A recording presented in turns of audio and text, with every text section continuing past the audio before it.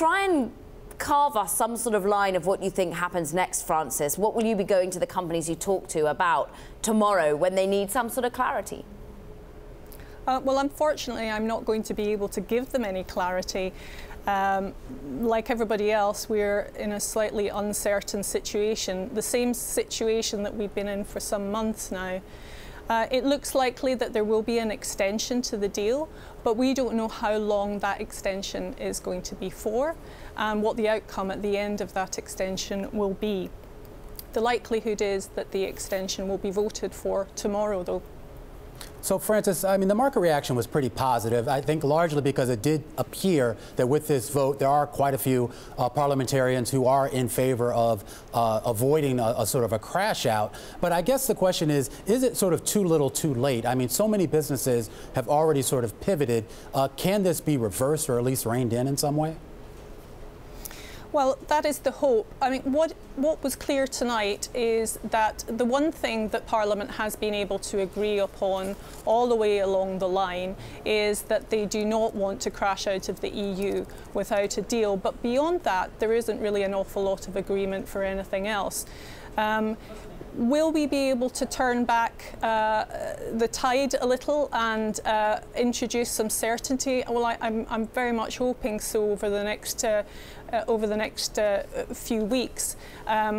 What is clear is that the uncertainty that the businesses in the UK have been dealing with over the last couple of years since the referendum result, which has increased as time has gone on to this sort of very high-pitched and febrile atmosphere that we have right now, is not good for business. I myself work with tech companies, and the tech community in particular has been particularly affected by this uncertainty. We're getting some sort of clarity potentially to the options on the table at the moment. The UK government saying, look, if they did get a deal, some sort of agreement in Parliament for what an exit would look like, they would seek an extension to June the 30th.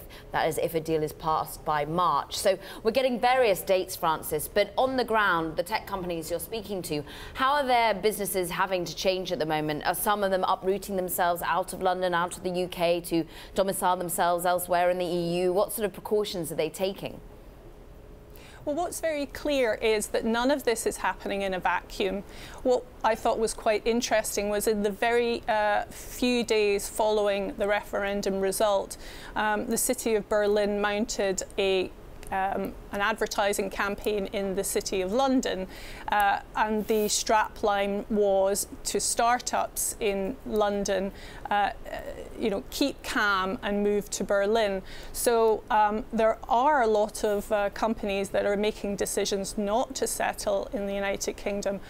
And we put this against a backdrop of what is an absolutely booming and thriving ecosystem within the United Kingdom.